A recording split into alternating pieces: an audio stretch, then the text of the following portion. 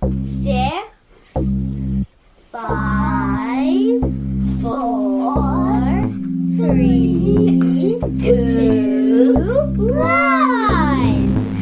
How about we do it again? 6, 7, 4, 3, 2, 1. I think I farted. Okay, let's try one more I time. definitely. Ready? Ranking review. Ranking review. Ranking review. Say 6, 6, 5, 5, 4, 3, 2, 1.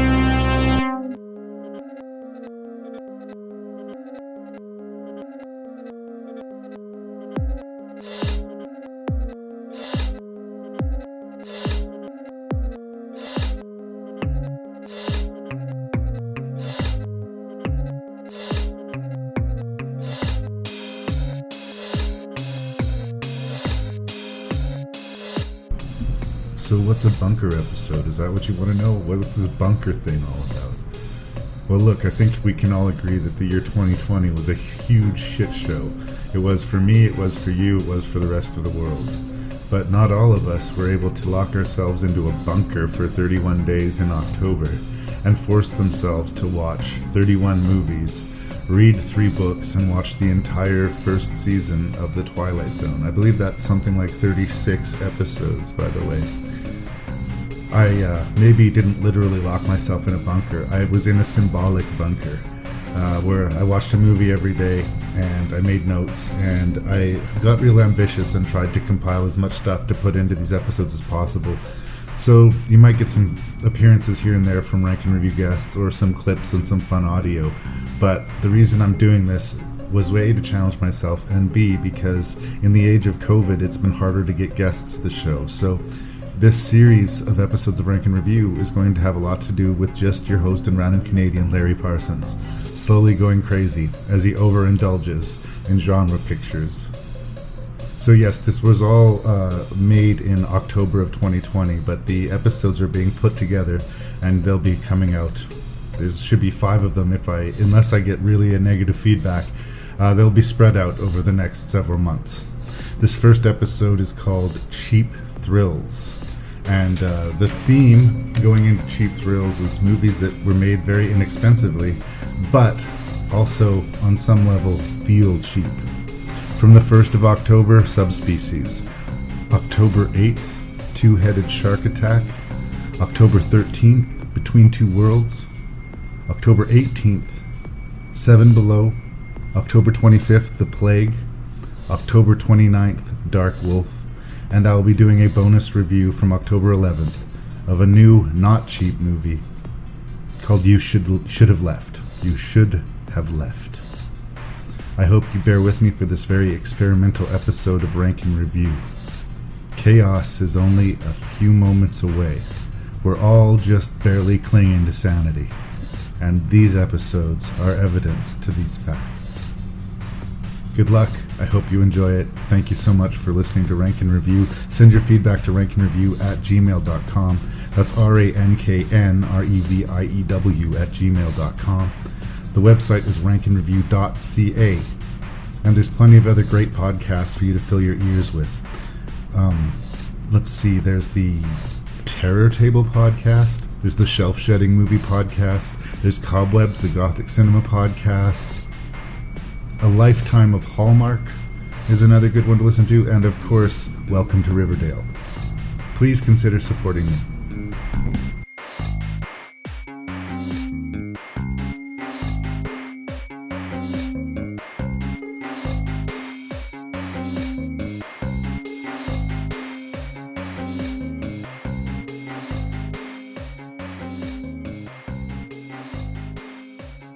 In the dark past, humans were their prey, and blood was their life. I'm Gradu. Find him before killing begins again. Now in modern-day Transylvania, eternal evil has reawakened.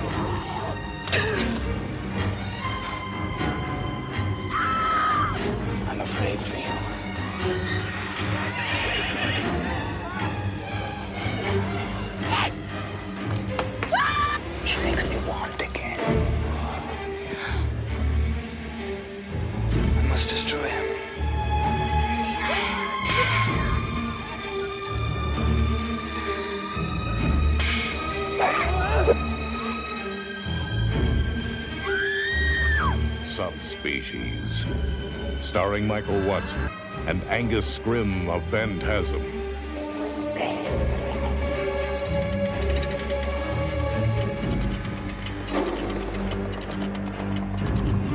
Subspecies. The night has fangs. Subspecies is the first in a series of low-budget vampire films from the Charles Band empire, and this is handmade by the man himself, and it's one of these low-budget movies that's going to do the best it has with what it's got to offer, and what it's got to offer is some really cool, locations. The movie's set in Transylvania, and you believe it. I'm not sure of the exact location of where it was shot, but they have locations that would be very easy to sell, that, ancient vampires would like to hang out there. They have a young, pretty, capable cast. I mean, they're doing the job well enough for the low-budget sort of level that we're dealing with. And it follows the rules of what you want, I guess, out of a vampire movie within the standards of a direct-to-video market of the very early 1990s. Yes, I'm talking about sex and violence. There's violence and there is sex. There's nudity. And it sort of fit the bill. It was what you wanted, at that place and time. The weird thing is when you come to be looking at it, now. It's uncomfortable to talk about, but one of the big assets of the movie is the nudity. At the time, in the early 90s, the internet wasn't a ubiquitous thing. Let's say, for instance, you're a kid of 13 or 14 years old, and, you're very fascinated by the female form. Horror movies that have that on offer had that as a real appeal for it. It was not something you had access to very easily for adolescents of that age. So I think a large part of the demographic of this is adolescents' first horror movies, sort of kinky things that maybe they shouldn't be seeing, a little bit of a peek behind the curtain. And as that kind of experience, I guess it's harmless and fine enough. But I can't get super excited about Subspecies, and I can get a little bit giggly and condescending at times.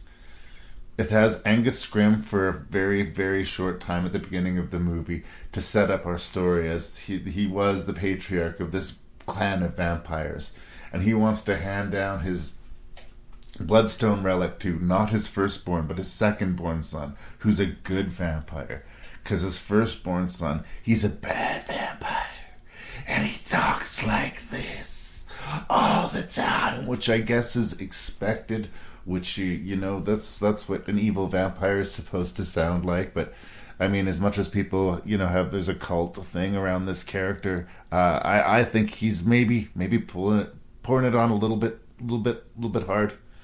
And if it's a vampire movie, what do they mean by subspecies? Well, Evil Radu's, one of his tricks is he can break off the end of his extremely long, crazy vampire fingers, and these weird demon-looking gremlin creatures manifest and, get him out of binds and unlock traps in the wall and just do his bidding.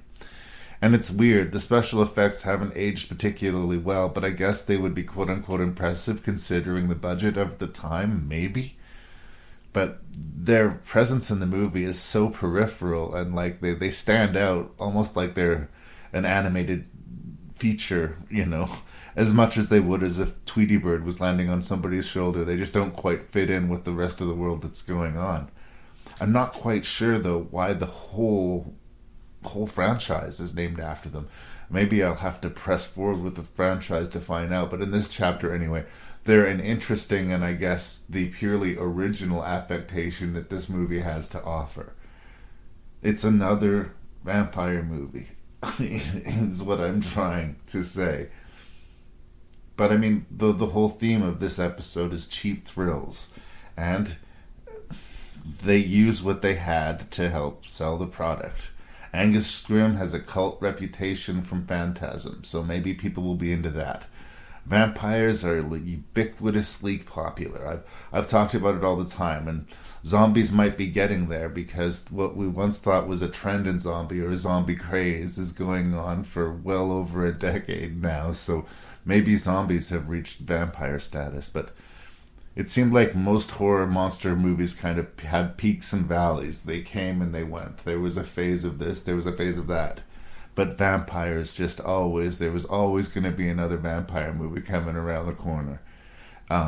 So this movie has a legacy. I don't know that it has legs. I do think it's another one of these movies that is a victim and maybe, I was going to say a victim of its time, but the double-edged sword of just being so in the moment of where your movie was being made and the time it was. I mean, if you're nostalgic for this type of thing, I think that it'll have certain pleasures for those people of a certain age who saw it, in that time period. But it is a movie that the farther away it gets from where it came, the more foreign and the less, I guess, effective dramatically it seems to be. The good vampire is so earnestly, blandly good. And the bad vampire is so hilariously, evilly bad. I don't know. I mean, I got to judge these guys on a curve. And I guess what was its goals and did it accomplish its goals? It did. But, I mean, can I pretend that I'm super excited about Subspecies? I guess I can't. I get it, but I'm not going to go out of the way to oversell, some of the camp aspects of it. It's just listening to it, just any piece of dialogue, you kind of understand the flavor of this. And even if you find that amusing, imagine that joke going on for almost an hour and a half. I mean, even the best jokes kind of get wrung out, and I don't know. I don't like laughing at a movie really necessarily. Maybe the other big fail is that it's not frightening. I guess you could argue it's a little bit titillating, but it's not frightening. It is what it is, you guys. It is what it is. Like, take a listen. Why have you come? You were banished from this place.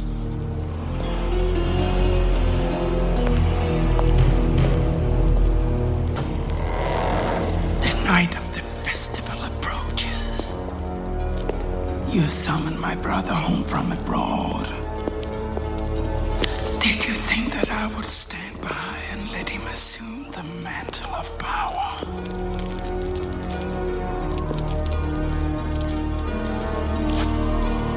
I'm your firstborn. The bloodstone is my birthright. You aren't content to live in peace, Radu. You crave evil. The bloodstone would give you too much power. This can never be. Your time is past. You have nothing more to say about it. So, I mean, I could be wrong. I could be wrong. I mean, it's way too early for me to get stir crazy in the bunk. We're just getting started, but maybe I need to phone a friend. Maybe a second opinion. This might be ill-advised, but I guess it's time to see if we can get Clive. Are you Sure. Clive? Yeah. Clive, can you hear me? Are you there? Okay, technology. Are you asking if I can hear you? Yeah, I guess. I don't know. I'm hoping that maybe I didn't hear you. I don't know. Okay, so you liked it then. You disagree. Yes.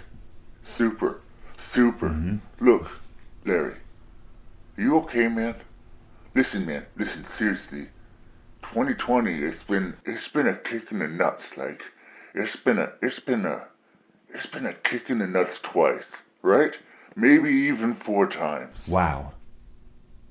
But look, I'm impressed that you care. Thank you, Clive. I'm okay. I'm holding together. It's a strange time we're in, Clive. So, maybe you're skewed. Maybe you're hardened, I don't let this stuff get to me, man. When I see something amazing, I recognize that it's amazing, and I want everyone to know just how amazing I think the thing Okay. is. I get it. Well, people can disagree. Adults can disagree. I mean, I wasn't passionately against it, Clive. Yes, so you get what I'm saying. I think it's look. There's a dude with long fingers, okay? He has Okay. long, creepy fingers. Yeah. And that messes with me, man. I'm not gonna lie to you. That's some scary stuff. And that's right away. Right out the gate, dude. Oh, wow. Wow. What do you call, bits of your fingers breaking off, falling on the floor, and turning into demons? Like, what is that? Where is that coming? I find it relatable, quite frankly. Look, we're getting old, Larry, and stuff starts falling off you. And this is fantasy, and in this world, that stuff, it's not hurting you, it's helping you. It's little red demon guys that do your bidding. I think that's something that everybody can kind of relate to. It's a dream that's shared by many. You're getting a little personal. Listen, we're getting way off the list. So can we talk about the breasts, the ladies, the nakeds, yes, the boobs. Oh my goodness, man. A vampire touches a lady's boob. He touches her boob. I saw. Wow. Listen. Wow. I didn't interrupt. Your humor just hasn't aged well, Clive. There's a scene where there's a lady, and she's got a shirt on, but it is in tatters, man. It is in tatters, and you can see boobs, 2 boobs, and nipples. Whole time while she's wearing a shirt. This movie's genius. It's a genius, and it's artistic, and I appreciated it, and it's the first and best movie I ever saw, is what I'm trying to say to you. Well, I'd love to say it was great to catch up with you, Clive. So, Subspecies. I mean, what did you want? What did you want? What did you want when you watched this movie, man? Did you expect not to see vampires? Did you expect not to see little red demon folks? Did you expect not to see lady parts? Because I have to tell you, I expected to see that, and I got it, and it's the Halloween season, and it's just sex and violence, and I just think you're overthinking it. I think you're overthinking it. I think you need to chill out, and I think you need to be nicer to the movie, and you need to be nicer to yourself, dude. Okay, it's been a really long time since we talked, Clive. I mean, I'm sorry. I'm sorry I didn't get you here sooner. If that's where this is coming from. Thank you for your. I value your opinion. I cherish your feedback, and I gotta let you go. I gotta get back to the bunker. You need to be good. Thank you, Clive. Thank you so much. Seriously.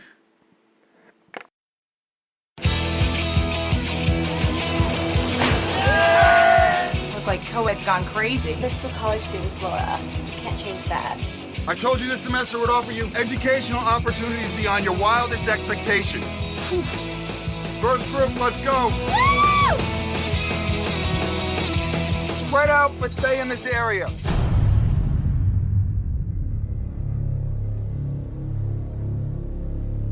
All right, who's getting nude first?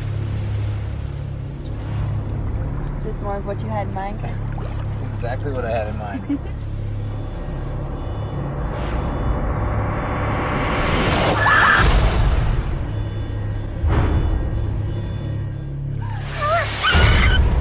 Run.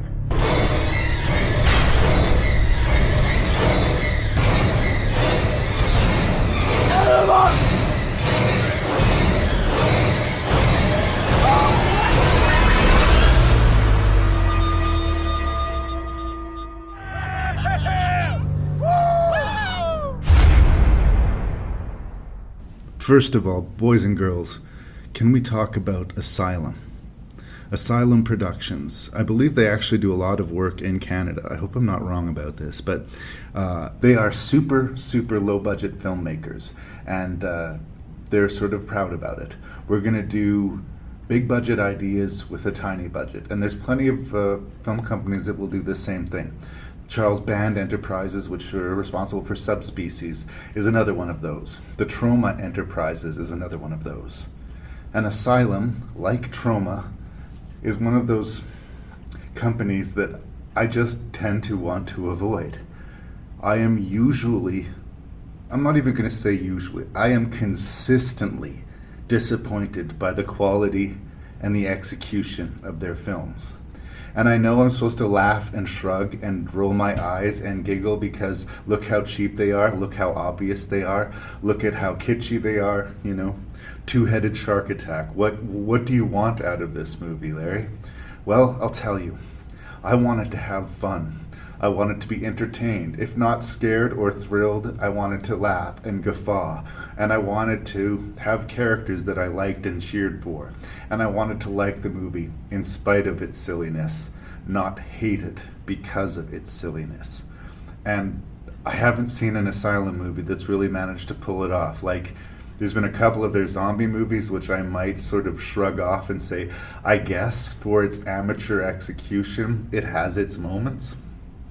But usually, the CGI is terrible, the acting is terrible, and whatever washed-up celebrities they use to, fill out the roster of, quote, stars, typically don't want to be there. They you can see on their face, Mariel Hemingway never imagined she was going to be in a zombie movie, and she hates it, and it's on her face. The really amazing and frustrating thing about Two-Headed Shark Attack is that it only pretends to have stars. Like, Brooke Hogan is the daughter of Hulk Hogan, and luckily she inherited none of his looks, but unluckily she has inherited all of his acting chops. She is terrible. And I hate to be this unkind, but she might be easy on the eyes, but she's just not that much of an actress, at least not in this movie. Carmen Electra, at least, never pretended to be much of an actress, but she is terrible in the movie, like brutal. There's scenes of her standing on the deck of the ship, just holding her hair up with two hands and posing at the sunset like no human being does. She'll lay on the boat and arch her back and make sure she's looking as pretty and uncomfortable as possible. Her lines are all flat, her delivery is unconvincing. And then we have our, quote, star, the real draw to this movie, which would be Charlie O'Connell. And you're thinking, Charlie O'Connell. Oh, is that the kid from Stand By Me? The guy from Sliders and Scream 2? That guy? No. That would be his brother. This is Charlie O'Connell, and as far as I know, you don't know him from anything except for Two-Headed Shark Attack. He's like a somehow goofier, dumber-looking version of his brother, and I can see him trying, and maybe in another movie, in another script, maybe he can pull off a bit of acting, but these are our stars, and I really have to ask in earnest, what is the drawing power of that? Anybody who's going to watch Two-Headed Shark Attack, and I am one of those people, are being drawn to your movie because of the fucking two-headed shark. Okay, so all of that hatred out of the way from the beginning, my little introduction to this movie.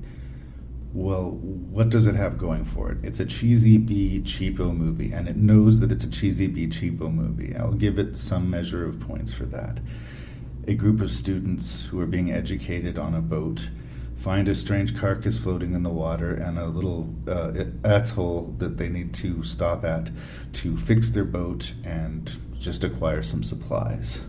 While they're there, not only do they find out this little island is sinking, but of course there's a two-headed shark that is slowly eating all of them. There seems to be a couple of dozen characters in this movie, and they're all getting eaten by this shark one at a time. Here's a good rule if you're making a no-budget monster movie and you don't have the budget to pull off your premise. Keep the creature in the shadows as long as you possibly can.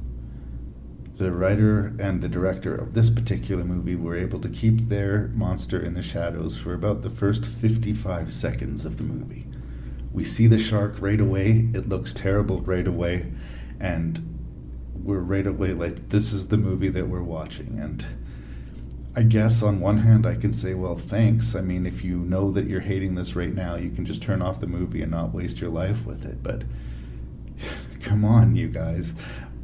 Bring the level of suspense to it. Let us anticipate this crazy two-headed shark. Let's get excited to see it. Because within the first minute, we see it, and it's terrible. I get the feeling like they had a mock-up of a close-up, like of an actual made model of these two shark heads, which the actors could throw themselves at and pretend to be attacked. And the rest is the most rinky-dink, amateur-hour special effects of CGI that I can ever see. The Asylum... The thing that makes it worse than even Trauma is that you can feel that they don't care. Trauma at least would be edgy, they would take risks. They would, give the director carte blanche, go as hard as you want, go as gross as you want, don't worry about stepping on toes or hurting feelings. Asylum's going to play it safer than that, right? I mean, you don't have to be offensive, but I mean, if you're that independent, that grungy, you got to work with things that will be assets to your movie. And I don't think that this movie, except for in a few scenes, understood what their assets were. They certainly weren't the all-star cast, and they certainly weren't the special effects. There's a scene in this movie, as inevitably there must be, where one of the students brings two attractive young women to a private little beach, and they go skinny dipping, and some sex happens. Not only is this little scenario just copy and pasted right out of my own personal life experience, the complete obviousness and supposedly like contractual necessity of this gratuitous nudity, the emptiness of the characters, and the appalling lack of talent in the execution of it, this is a sex and violence scene, and there's nothing good about it. Arguably, it's the thing that people paid their money to see in the movie, and it's one of the worst scenes in the movie. So is there anything nice I can say about Two-Headed Shark Attack? Well, here's a shocker. Yes, here's something nice that I'm going to say about Two-Headed Shark Attack. If I'd seen it between, let's say, the age of 10 and 14, I might have had a lot of fun with it. If I'd seen this stupid, cheesy B movie before I'd seen hundreds of other stupid, cheesy B, cheapo, dumb movies, maybe there would be some charm to it. But what frustrates me is that as terrible as this movie is, as empty as this movie is, as much as anybody who worked on the movie would probably just nod their head in agreement listening to this review, there are sequels to this movie. They can make them so cheaply and put Shark on the cover of the DVD that they know they'll make money off of suckers like me. And I resent it. It hurts my feelings. I don't like being treated that way. I say, if you want to make a micro-budget shark movie, be my guest. Just know what you're doing. Have some fun with what you're doing, and don't force-feed me garbage. Two-Headed Shark Attack force-feeds me garbage. And here's another thing. The ocean, the sea, sharks. This is something incredibly personal to me. The reason that I've subjected myself to so many terrible shark movies is that I am fascinated and horrified by sharks. Part of it was seeing Jaws too young and the little boy getting eaten by a shark who was my age and it just being too unfathomably real to me. But part of me is just horrified by the vastness, the depth, and the mystery of the open ocean. Just being lost and adrift in the open ocean, I think, has got to be one of the most terrifying fates one could ever have. That's why I fear the ocean. That's why I fear sharks. That's why I'm fascinated with this subject. And that's why I think that, these movies have the appeal that they do. Now here's a clip of Brooke Hogan explaining why she's scared of the ocean. Let's see if her story measures with mine. So, where are you from? Do you have a boyfriend? Not recently. Oh, the water looks so nice. Don't you just want to jump in? No. Why do you have to ask so many damn questions?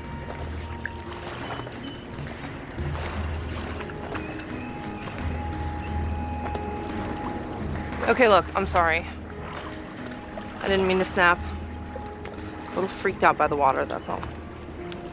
How come? Well, when I was 12, it was the first summer that I was allowed to go to the beach with my friends. And all the girls were flirting with all the guys up on the beach, and I was just in the water by myself, jumping waves. You know, like the little ones come up, whatever. So, anyway, I jumped one, and the water cleared. The only thing I could see coming toward me was this 6-foot blue shark.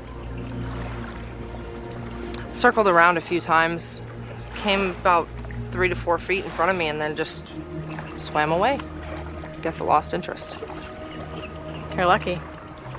Yeah, I guess you could call it lucky, but since then I still haven't been in the water. So then, why'd you sign up for a semester at sea? I know. Could you think of a worse place for me to be? Submarine school? Well, that's the point, though. I don't want to be worried about it anymore. I don't want to be scared, especially after, you know, it being just some fluke incident. Well, first step, I think, we explore this ghost town island, Jaws or no Jaws. You know what I really respect there? The writing and the acting and the pacing. You know, the whole package just really makes me feel good about where cinema's at and some of the choices that I've made in my life. Yes, I understand that B-movies are full of stock characters. There's going to be a guy who's super in love with himself and pretentious and is always saying the wrong things, and he's going to act selfishly and he's going to get a deserved payoff, ugly death. There's going to be a lot of characters who just are there to be types, say a couple of lines so we understand kind of what they're representing before they get eaten by the shark. And with a cast this vast, I know they don't have the time to make us care and like all of the characters. But there's a sequence towards the end of the movie where not one, but 2 of our main characters are about to face the ultimate fate. They know they're going to die either by drowning or by the shark. It's imminent. It's happening to them.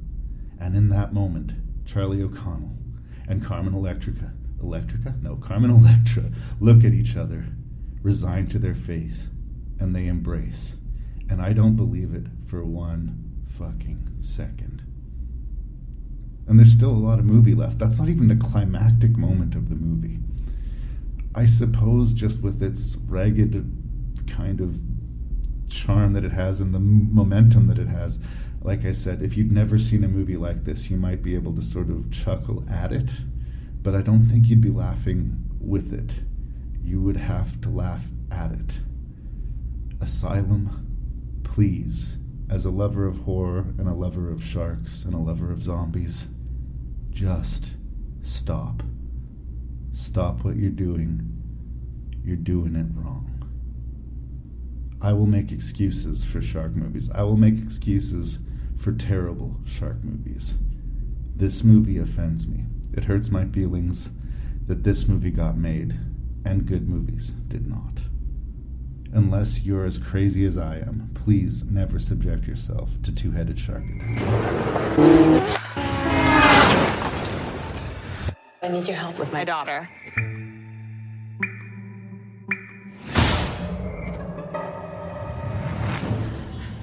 What are you doing here?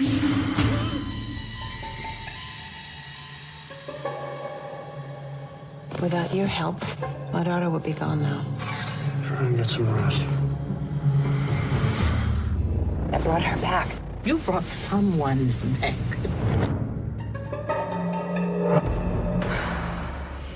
I missed you. When you go to the other side, are there other people there? His wife and his daughter, they died in a fire. I missed you.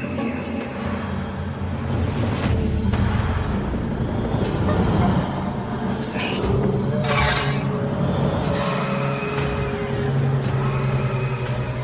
So the name of this selection is Between Worlds. The caption, Vengeance is Born in Hell. I don't know if that's the right caption for this movie, but it stars Nicolas Cage, Penelope Mitchell, and Franca Potente. It's written and directed by Maria Pulera. I hope I'm saying that right, Maria. So a teenage girl suffers a terrible accident, and she ends up in a coma. And her mother has a special ability with which she can use to help get her back to herself, which is, if she can have an out-of-body experience, she can communicate with her daughter and lure her back in.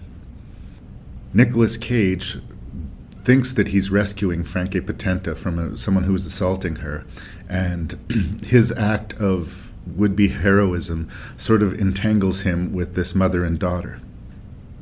As the daughter is recovering from the coma, she comes to believe that she is actually Nicolas Cage's dead wife, and she has a lot of interesting knowledge that she shouldn't have, and that seems to be aggravating things and adding credence to it. So there's a lot of balls in the air. There's a lot of questions. What was the accident? What were the events leading up to it? Why are her friends still interested in talking to her? Was there a crime involved? Franca Potente has this supernatural power. What is it going to say? And will Nicolas Cage be lured by this 18-year-old girl who claims to be his lost wife, from which he wants to be redeemed? And that's the overarching theme of the movie, is redemption, I think. Making up for sins of the past, or using trauma from the past to help make your present or future better. How successful it is kind of the question. I mean, what is it that we look for when we're seeing a title like this? Between Worlds, we got Nicolas Cage on the cover, a bunch of fire. So it says something demonic, something scary, and a percentage of Nicolas Cage. But which Nicolas Cage are we going to be getting on this day? Is it going to be crazy over-the-top Cage? Is it going to be whispery, barely there Cage? Or is it going to be something in between? Well, fittingly with the title of the movie, in this case, it is something in between. But I have to say, my expectations being rather low, I find this movie, at times, intensely interesting. That's more than I expected. But I said intensely interesting. I did not say good. One of the questions that I came out asking is happiness achievable? It's a really dour movie. Nicolas Cage plays this really down-and-out trucker. He looks gross and slimy. He's not super appealing. If he was ever any kind of a sex symbol, he's certainly trying to do everything he can to shake this image here. He does the right thing because he happens to be in the right place at the right time. But I don't get this feeling like this guy is inherently heroic or even good. He's drunk, he's miserable, and he's hanging on to his sanity by the skin of his teeth. It's interesting because Nicolas Cage did probably the ultimate drunk movie in Leaving Las Vegas, and that within that amazing performance, he showed us every different kind of drunk person there is. Some people can be wasted out of their mind and sound pretty coherent. And once they hit this wall, they can actually turn into weirdly over-the-top cartoony drunks. And Nicolas Cage has the ability to navigate these things quite well. That said, he did it way better in Leaving Las Vegas. I do want to give points to both Franca Potente and Nicolas Cage for doing something that I think Tom Cruise and Nicole Kidman failed miserably at. There's a scene between Franca Potente and Nicolas Cage where they're trying to relax, trying to blow off some steam, and they smoke marijuana together. And it's a little bit big in the writing, but the performance of it is one of the more genuine things that I've seen as far as approaching that subject. I live in Canada. Marijuana is legal here. I have done my own research, and I have been around a lot of people who are using and affected by marijuana. And very rarely does that get reflected in film. One of the few things that this movie kind of nails is that kind of culture. It's not a huge big deal, and it doesn't turn people into instant idiots. It just makes people kind of giggly and fun. And the movie's honest enough to accept that. Where am I sleeping? Where am I? On the couch. On the what? On the couch. Ouch! That hurts. Well, my daughter is at home, and I never bring men here. No, okay? I understand. She asleep? Yeah, she took like a Percocet or two like 3 hours ago. Should be sleeping longer. She's probably just start hitting the couch then. Oh my God, what are you doing? Well, I hope you don't mind. I like to sleep in the bed. Well, that's no problem. No problem? That's actually a huge problem. What is that? That's a huge problem. Like, this is just a huge problem. Shh, you're too loud. You're so loud. Don't yell. You're yelling. I also enjoyed the kind of unromantic relationship that first develops between Nicolas Cage and Frankie Potente. She is not necessarily super attracted to him, but she's kind of touched that he did all of this to help her and he didn't have to. Over and above rescuing her from what looked like an attack in a bathroom, he stayed with her and helped to get her to the hospital and let her sleep while her daughter recovered. She felt sorry for him. She sees that he's very lonely, so she sleeps with him. And I don't believe in sex as a reward, but in this case, at least initially, that's how it's played out. It's weirdly unromantic, and I kind of liked it.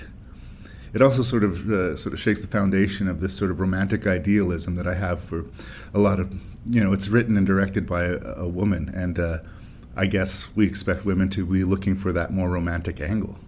This movie's not romantic. In fact, at times it gets icky. I think it was a very important and carefully pointed out plot point that the teenage daughter is 18. Because if she was even 1 year younger, this whole thing became gross. And yes, Nicolas Cage ends up in a physical relationship with both. And that is kind of ugly. But the psychology of it could have been more interesting if the movie explored it more deeply. And then there's an aside on Mr. Nicolas Cage. Look, I might have been unkind when I did a review for this episode for a Val Kilmer movie called Six Souls, sort of making fun of Val Kilmer for phoning in performances. A once great actor now sort of delegated to direct-to-video super cheap dreck, either because he's impossible to work with or because he doesn't care anymore. I would put Bruce Willis in a similar place. Nicolas Cage, although he does, it seems like a half a dozen movies a year at this point, and a lot of them fly under the radar, I can't quite put in the same category. Is he guilty of kind of phoning roles in or being at half-mast or half-energy for certain performances? Yes, but usually when the character calls for it. And anytime he sees the opportunity to Nick Cage out, he will do it. He will do it.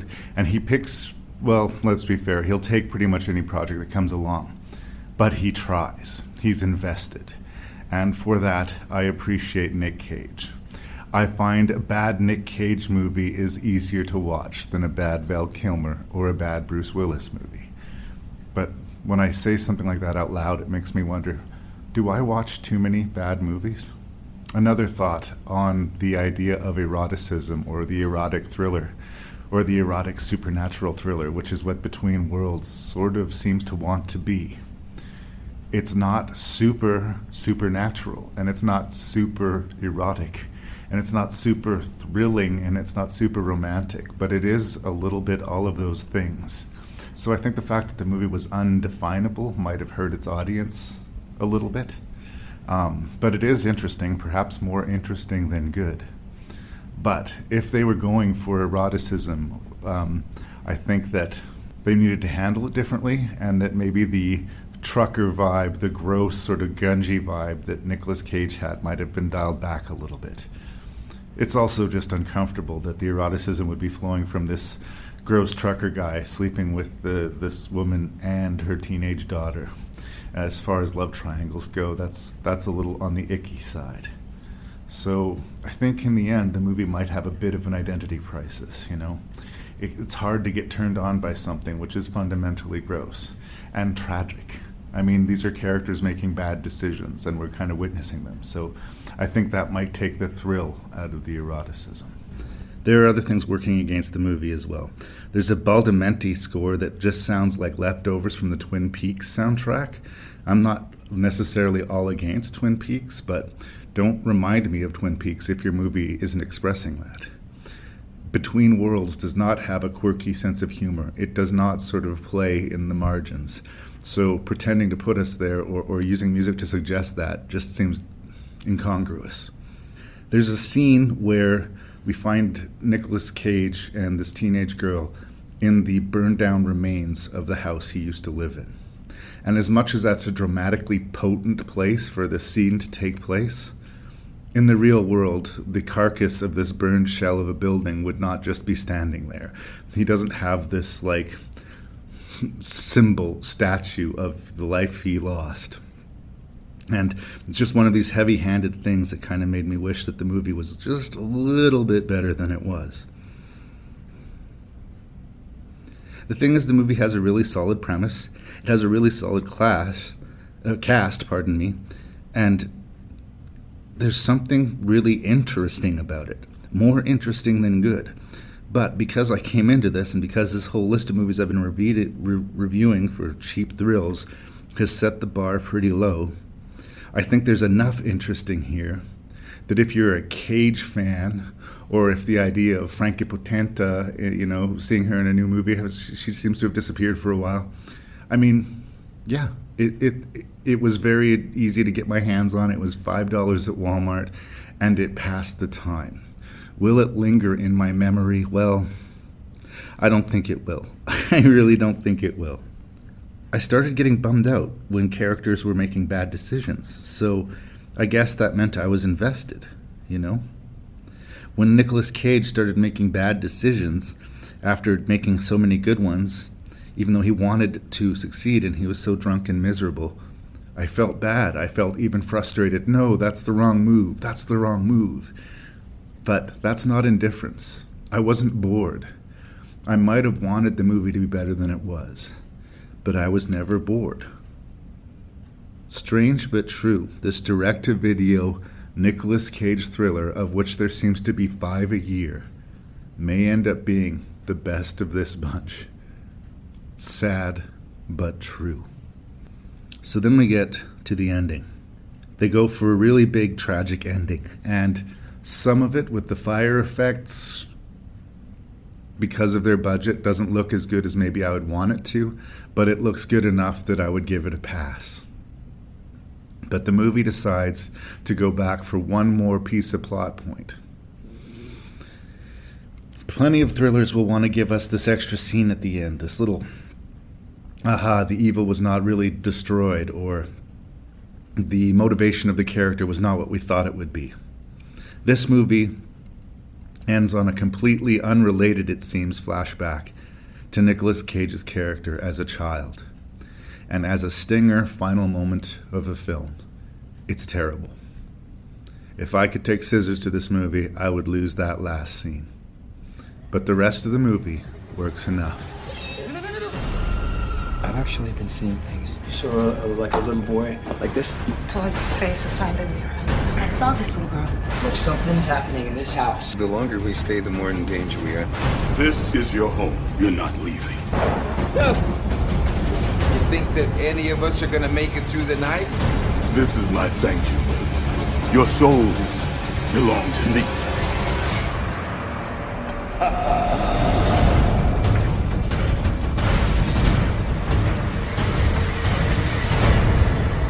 Stay away! Drop the knife. Swing low, sweet chariot.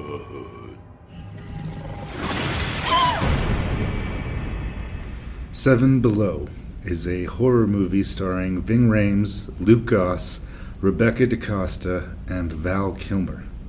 The subtitle is Evil Has Found a New Home. And I don't know if they mean the house in the movie or within the film itself. It's directed by Kevin Carraway.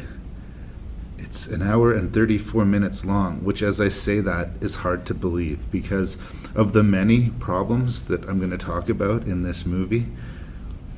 One of the most consistently frustrating ones is that the movie is so very slow. Like, imagine if an entire film was being delivered as slowly and deliberately as I am speaking right now. Doesn't that sound like exciting? Doesn't that sound like a riveting thriller that you should be filling your time with? Here's the thing, if you're making a low-budget movie, and I speak with a little bit of experience, I made a micro-budget movie, you have to lean into your strengths and distract from your weaknesses. Unfortunately, I think that this is a cautionary tale of a movie that doesn't understand that about itself. I guess the draw to the movie would be the two stars in it, Val Kilmer and Ving Rhames. We'll get to those guys, but in this case, I don't know that their specific type of draw is the kind of thing that's going to help the movie. I think, once again, like when I was speaking about Two-Headed Shark Attack, your star can be your haunted house. But here's the setup. There is a bunch of tourists on their way home from a resort. They're all in a van or a bus together, being taken from the resort to some other destination. And there's a storm brewing, there's a car accident. They get rescued by Ving Rhames and taken to this spooky house. And the entire premise hangs on it being a classic horror format. This is a dark and stormy night. And we see lightning flashes, we see flashes of light, and when they're outside, sometimes we see a little bit of rain and we hear rain, but we certainly are not subjected to a cataclysmic storm that would stop people from getting from point A to point B, that would force these strangers to huddle in a house, that would prevent them from being able to get emergency relief. Like, this storm that is repeatedly mentioned and referenced in the film does not exist. And that is a large weakness of the film, because we need to believe that they're stuck there, and we don't. It's an important part of the setting. Like, what is your setting? What is your story? The movie wants to sort of slowly lay its cards out on the table, like it's going to be a slow revelation. But if you've ever seen any haunted house movie ever, you're going to know what's going on within the first 10 minutes. And incredibly, out of the hour and 34 minutes that we have here, the movie really doesn't get cooking to a way that we understand what's going on until 1 hour and 2 minutes into the film. And I'm going to go out on a limb and say that's too goddamn long. Another important thing with your low-budget film, try to get as good actors as you can, and I think they spent their money on the stars, and I guess I understand that choice. It might have been the wrong choice, but I understand that choice. But a couple of the other performers, one who's playing a sort of doctor who'd been shamed, he made some mistake in his past and he's been haunted by it. And another one of our main sort of romantic lead characters, have very thick accents. And I don't want to be against accents, people can have accents, but it's not just that they have an accent, it feels like they're not comfortable with the English language, and they both have substantial roles, and it inhibits their performance, and it's like a layer of separation for us, between us and the character. We just have to, it's a little bit harder for us to gain access to them. Their performance is being filtered through their lack of mastery of the language. I think that both of the actors are fine, but I think that they're struggling with their dialogue, and that seems like unnecessary. This is taking place somewhere in the southern United States. They could have cast anyone in those two roles, especially as roles as big as that. Maybe you want someone who, speaks the language a little bit better. I don't know, is that unfair? And now we must talk about Val Kilmer. I mean, I don't like speaking ill about Val Kilmer, but I'm going to speak ill of Val Kilmer. This movie is beneath Val Kilmer, right? I mean, this is the actor, this is the man who was in Hardwired with, Cuba Gooding Jr. I mean, how could he lower himself to this state, This man was in Batman Forever. This man was in The Snowman. He was in Gun. He was in Super, the movie. He was in Planes. Like, this is Val Kilmer. He added his voice to Delgo. So why should I be so surprised that he completely sleepwalks through this movie? He plays an irritating tourist on the van who is disrespectful to his wife, openly tries to ask out another woman basically in front of his wife, shrugs off the fact that he's an asshole, says, "You know who I was when you married me."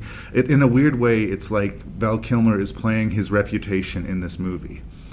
But it's also on his face that he doesn't want to be there, that he's vaguely disgusted to be there. And to which case I say, Val, why are you there? Do you need the money? Was there not another offer around the corner? Like, clearly if you weren't in this shitty horror movie, you could be in some shitty thriller that you didn't care about. I mean, if you don't care about the movie, give your chair to somebody who wants to be there. But again, I have to say, it is troubling to see this kind of half-assed performance from the guy who starred in Twixt and Blood Out and Red Planet and The Traveler and The Thaw. I mean, this is Val Kilmer. Should we expect more? In a word, I'm going to say no. He's terrible in the movie. In a movie with a lot of problems, he's one of them, and he's supposed to be the draw. I'm not going to talk the same measure of shit about Ving Rhames, though. Ving Rhames is being dealt a tough hand here, but he seems to at least be trying to have fun with it. His character is that obvious sort of figure who knows way more than he's going to reveal, and is very smug about it. So he's acting mysterious, and he's chomping on a cigar, and he's chewing the scenery, and good for him. There's a funny line he has where he says to a character very ominously, "I was meant to be here." And I can't help but think if it was the actor or the character talking about the situation in the film, or if it was just Ving Rhames, the actor. I mean, there will be high points for Ving Rhames. I mean, he'll always have Pulp Fiction and Out of Sight, and he shows up in fun, interesting roles, the Mission Impossible franchise. But he's just got this unmistakable kind of tough guy face. He also has range as far as an actor. He can play soft, he can play hard, but Ving Rhames is just a great character face to have in your movie. And he can't always be in A-list productions, so sometimes he's going to be in B or C-list productions. But if you hire Ving Rhames, he's going to try. He's going to give you your money's worth. As a low-budget filmmaker, as much as I was one time a fan of Val Kilmer, I don't know if I'd want Val Kilmer in my movie. Certainly not this one. But Ving Rhames, man, I would buy that man a beer. I would smoke a cigar with that man. Another thing that occurred to me while I was watching this movie is how certain movies, for me, become like homework when I'm reviewing them for the show. One of the benefits of doing this Cheap Scares episode in the bunker is that I don't have to subject one of my friends to this torture. But since it is a form of torture, and since my boys often misbehave, what if I made them watch it? Would that maybe correct the behavior? Is this what the death of childhood feels like? I thought I knew what trauma meant, but now I know what trauma means.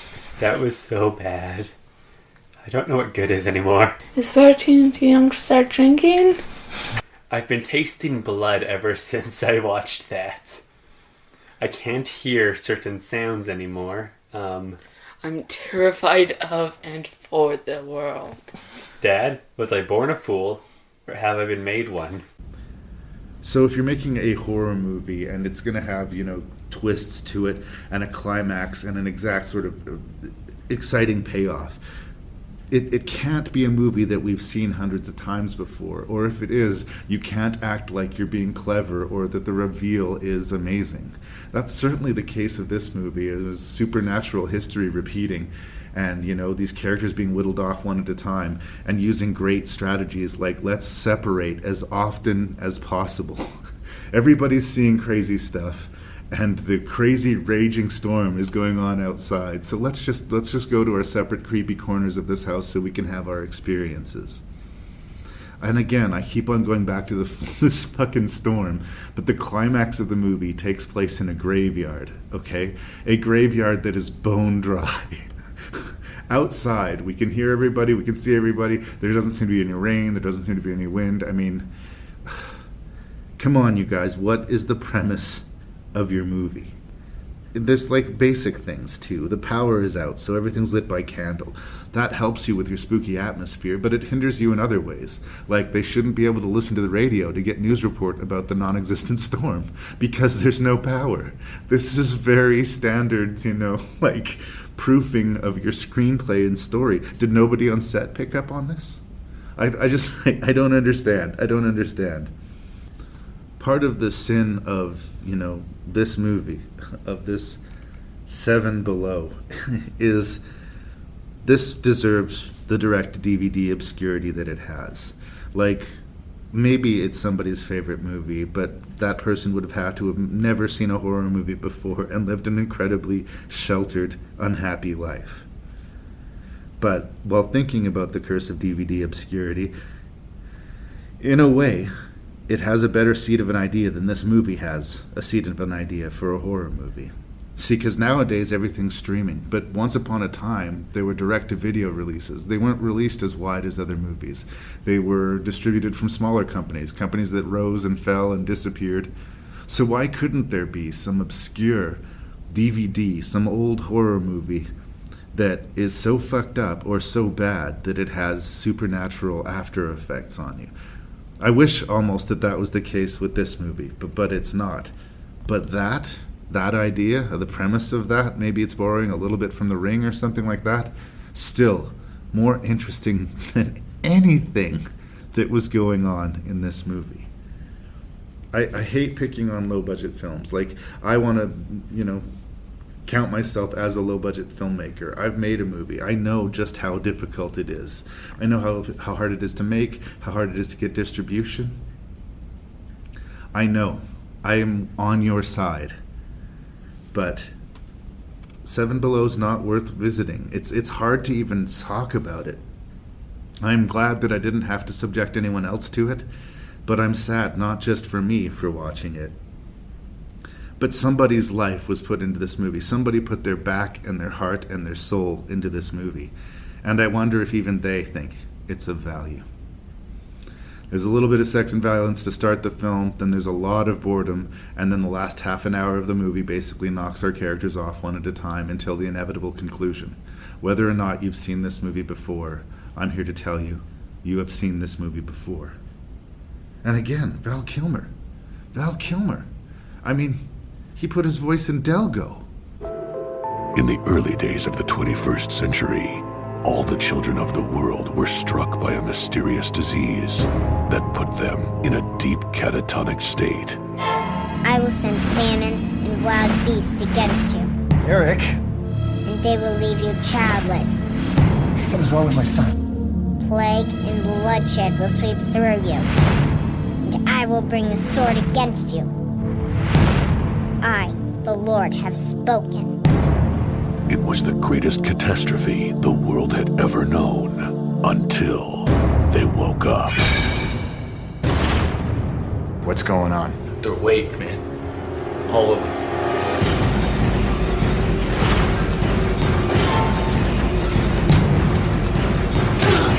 From Master of Horror Clive Barker. You will get out of this alive. Let's go!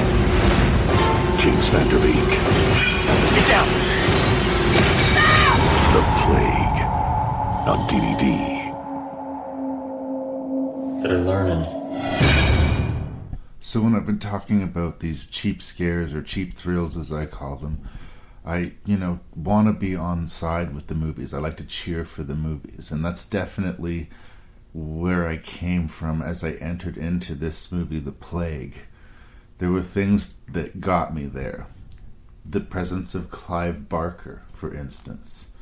I mean, for me, Clive Barker as an author is frustratingly inconsistent as far as the quality of what you're going to get from the writing, but the imagination is usually there for me. The world is usually there, the ugliness is usually there, and particularly in some of his early stuff, the books of blood and the novellas and these sort of short, grim stories he used to tell, it almost always ended in death, madness, or some combination of the two. They had something that kind of stuck with you. And good product has come from these. The whole Hellraiser franchise. I'm a defender of... Well, Nightbreed was based off of a novel called Cabal, but that's definitely Clive Barker. You can use these as good fodder for horror movies. I've said favorable things about the Midnight Meat Train. Candyman, of course. So, The Plague. Clive Barker as a lure was big enough to get me past James Van Der Beek. I don't know if we have any James Van Der Beekmans out there, but I never really saw his TV show. I think he was Dawson's Creek, if I'm not mistaken, and I can't comment on that. No comment on that. I didn't see his football movie. I haven't seen a lot from this guy. So it probably sucks for him that, I basically know him from this movie. But, if I was at the control of the advertising promotion for this film, The Plague, I would have put Clive Barker's name as big as I could, and I would put James Van Der Beek's name, unfortunately, and this isn't out for you Van Der Beekmans, as small as I could, because I have to say he's flat in the movie. But he's not alone. It's one of those weird things where I can tell that most of the actors don't suck, but they're not being well represented in the movie. There's a fundamental pace, and worse than that, there's a fundamental lack of emotional heft to the proceedings. And it's such an epic sort of launch pad for a story. It's basically a microcosm zombie kind of deal. All of the a certain percentage of the children of the world just go into a coma one day, and that's the way things stay. For 10 years, family members and loved ones have to care for these dormant children, and no one understands why. Facilities are built to handle them, and 10 years of dealing with this, and the drain on the world and on people, and it's really emotionally heavy right from the premise. And then after the 10 years, for this sort of weird incubation period, they wake up and they are homicidal and they're evil, and it becomes like a large-scale Children of the Corn type of thing. There's a little bit of percentage of zombie, but there's also a percentage of maybe this is a solvable sort of apocalyptic scenario. But for the people experiencing this, it's all incredibly personal. Maybe a big part of the problem is that they needed a bigger budget, but I honestly think this momentum and this emotional deadness, and I don't know how else to put it, holds back the movie. I think it's giving too much air at one hand to the specific beats of the tragedies, but we're not building the proper atmosphere of sort of, oh my god, and this sort of chaos going on. Part of the problem is the way it's written, but a lot of the part of the problem is the cast. We'll bounce from a scene where an absolutely grim death will take place, and then the next scene there's sort of cute banter happening, as if the world is not falling apart around them. And there's the problem with children. When I get around to talking about the Children of the Corn franchise, this will come up. The idea of homicidal children can be quite frightening, but a lot of filmmakers blanch at using actual children. A, they're not great actors a lot of the time, and B, they're physically small. They're hard to make them look scary, and it's just a real hard thing to deal with a lot of kids. There's a lot of legalities and restrictions as to what you can do and how many hours a day you can work with children. So consequently, a lot of times when horror movies depend on children, especially a lot of them, the kids are cast a little bit older. And that is definitely the case with The Plague. You can tell that the kids are all cast older, and there's certain sequences which I think would be more horrifying and more disturbing if they were actually single-digit age category kids doing these horrible acts instead of clearly teenagers and maybe even older trying to make themselves look young enough to pass as children. But it sucks because part of me, I don't want to be super brutal with it, but I have mostly bad things to say. The whole setup, we kind of lock in with this father who discovers his son unconscious, and then when he gets to the hospital realizes that this is happening to so many other people that he's not going to get adequate care for his son, and your heart should be breaking for him. And I can tell that actor has really internalized it, and he's feeling it, but it's just somehow not coming across. And maybe this is my personal empathy because, as a person who's done acting in my own life, I know my weaknesses as an actor is either I have a tendency to over or underplay.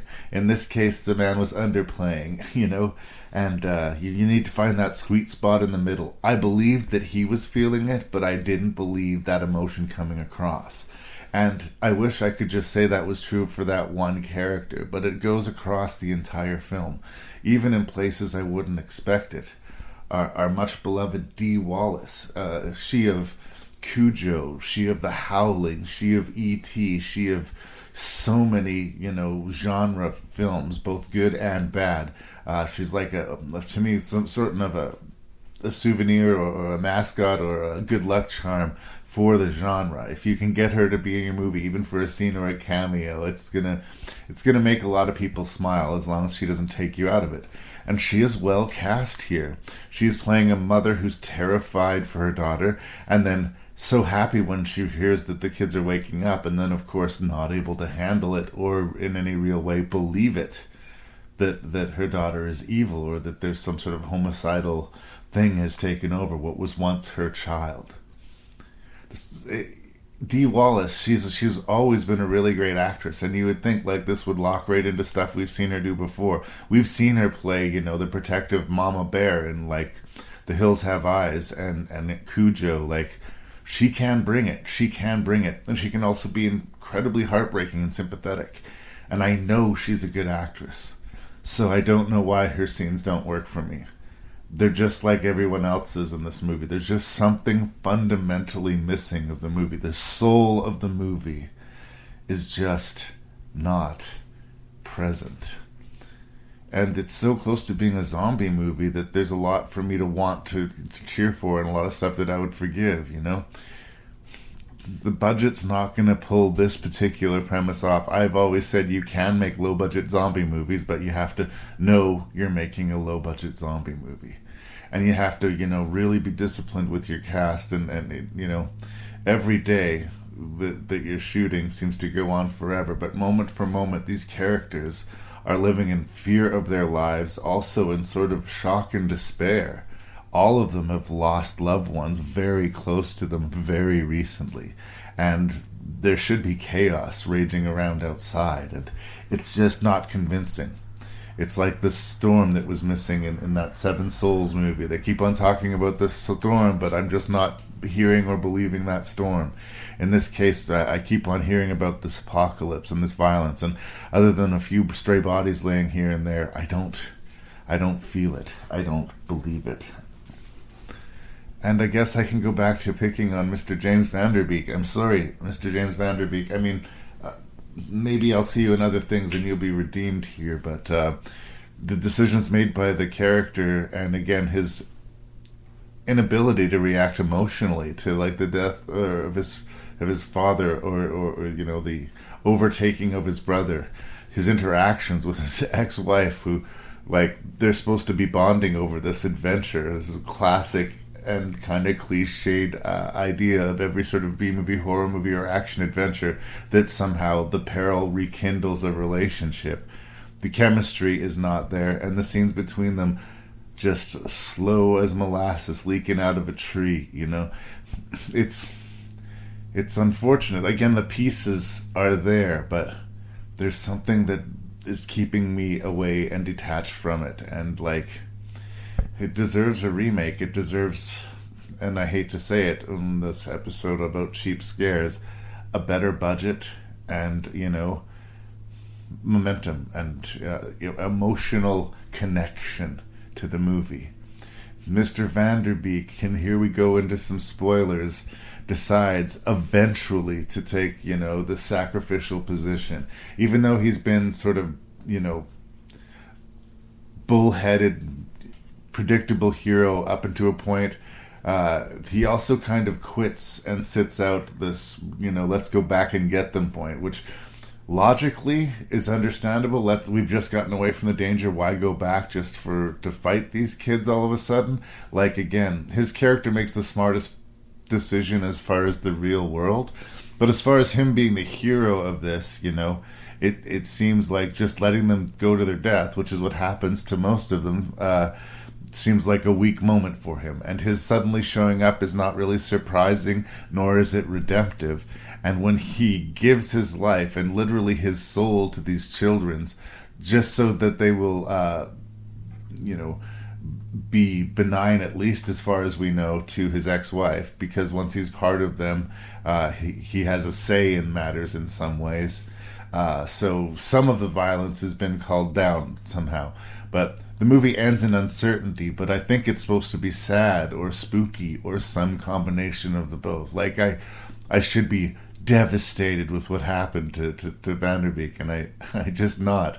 I should be sad for, his his lover, who's, almost had that relationship rekindled, but had it taken away from her at the last second.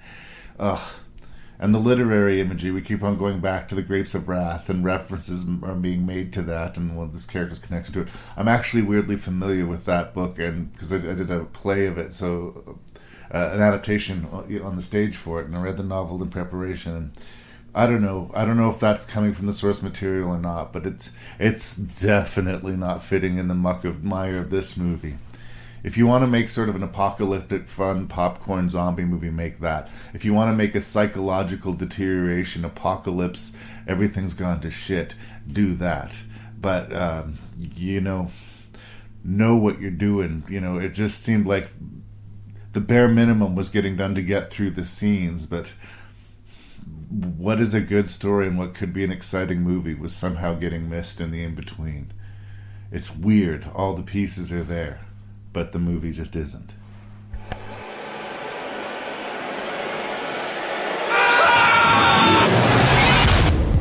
Every full moon, this thing goes on a rampage, looking for you. It's not gonna stop.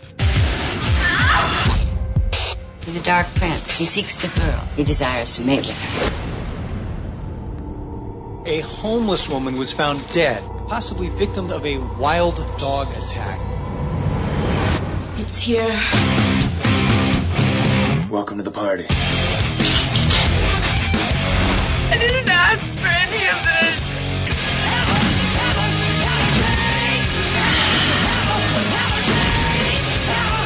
Where is she?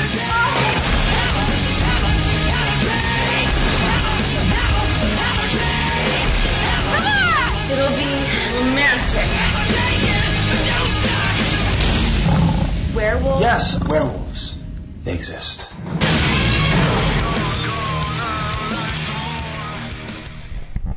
So I am currently 22 minutes and 32 seconds into the movie Darkwolf, so obviously this can't be my entire review. This is the introduction to my review. And maybe I'll be dissuaded. Maybe I'll be wrong. I've never particularly gone beat by beat through a movie before, but Darkwolf, half man, half beast, pure evil. A new breed of horror roams the streets of Los Angeles. It's the Darkwolf, a vicious werewolf with a thirst for blood and a lust for Josie, a sexy, unsuspecting woman with a mysterious power she's only beginning to understand.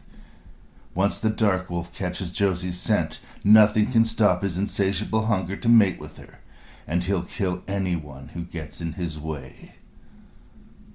Right, so this was produced and directed by Richard Friedman, and this is not his first rodeo, and it's distributed by 20th Century Fox, so it's it's out there. You can find it, or it was distributed. And it's got a few faces I recognized. I recognized Stephen Williams for the few seconds he was in the movie before he was eaten by a werewolf. And obviously I recognized Kane Hodder playing the werewolf himself. And very strangely, I recognized Tippi Hedren from The Birds as this sort of overwatcher werewolf protector figure. It's interesting that they have a handful of good actors in the movie, but they must have really blown their budget there because everybody else seems to be trying too hard. Our hard-ass male lead, I think it's Ryan Alozio. I don't know how to say his name. He's trying maybe just a little bit too hard. And our female lead, this new investigator that he's been teamed up with now that his partner's been killed, I can't sugarcoat it. She is bad. She is bad. I'm 22 minutes into the movie, and I'm not sure if I can justify how uncomfortable she seems on camera. There's got to be some sort of payoff later on that's going to make this all clear to me. But this is the level of production that we're dealing with, and I have to say, on some level, it's frustrating. Some of the first line of dialogue in the movie, which is it's supposed to be inside of a club, you can hear bad echo and room tone behind their dialogue. It doesn't sound... It's not that it sounds bad, it sounds unprofessional. There's a weird echo, and it doesn't fit in with the rest of the sound that we see in the movie. And I'm hoping that it gets better, but our first tease of this werewolf is some of the shittiest CGI that I have ever seen. And in the werewolf genre, you know, historically, CGI hasn't been super good for you, you know? Werewolf fans are looking for that cool transformation scene and looking to see, you know, your scary wolf creature. That's what we want to see, not like a black, shadowy CGI blur, you know, worthy of the boogeyman. It's shocking and strange how, like, Braid Away the movie, you know, it slaps you with its incompetence. And like I said, this is not his first rodeo, nor is it his last. You'd never guess it by watching it. And the point that made me want to stop and start recording is that, like, there's a scene where in a cafe where one of our characters works, and a couple have walked in. We're not supposed to like these people. I'm betting real good that they're not going to, you know, make it through the movie. He's here to pick up his girlfriend. He's really sort of dismissive and shitty to her. And he petulantly says, "We'll be over here in this booth." And then the two of them sit down at a table. I know that seems like a small thing, and maybe that's what it said in the script, that we'll be here in this booth, but if you're going to block them to a table, change the line to table, or change the table to one of the other visible booths in the room. It's things like that that makes me think that people just didn't care. It was like a one-take film, you know? Everybody had one shot at it. So, you know, no warming up the actors, no rehearsal. Let's get off of this set as soon as possible. And I gotta say, it's frustrating to watch. And really, of all the weird draws to put on your poster, I mean, I guess Kane Hodder has his audience, but I've always thought of him more of a stunt performer than an actor. I don't mean to hurt the man's feelings. I don't think he's horrible, but he's unmistakably Kane Hodder. You know, he never vanishes into anything as far as I'm concerned.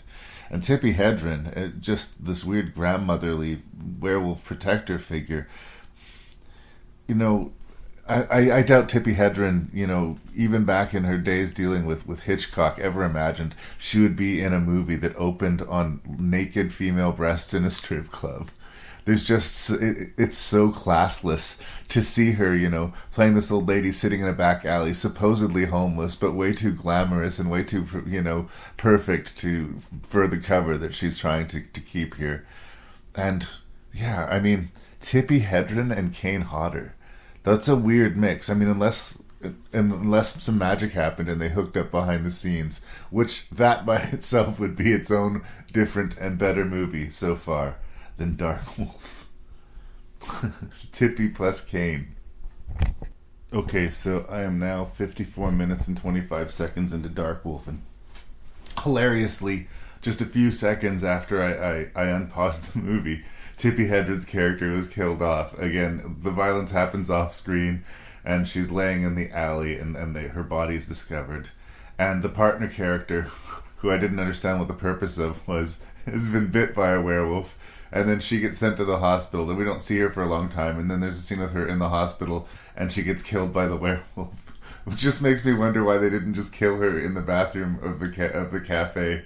And it answered my question what they were going to do with this girl. But I gotta say, watching the movie, I have the suspicion, like, originally the idea was to do more of the character. They had other stuff that she was going to do, but she wasn't bringing it as an actress. So they killed her off in, like, 2 different scenes. I don't know. I mean, that part was amusing, and there is a little bit of, like, embarrassing, so bad it's good happening. But, man, you guys, I just hit this absolutely crazy scene. Like, I watch exploitation horror movies, and I'll even defend to a limited degree exploitation horror movies, but what is happening with this movie?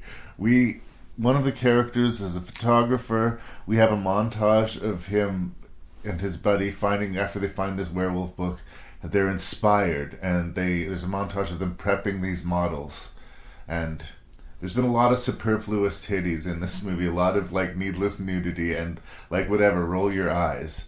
But there was just this sequence of these 2 women.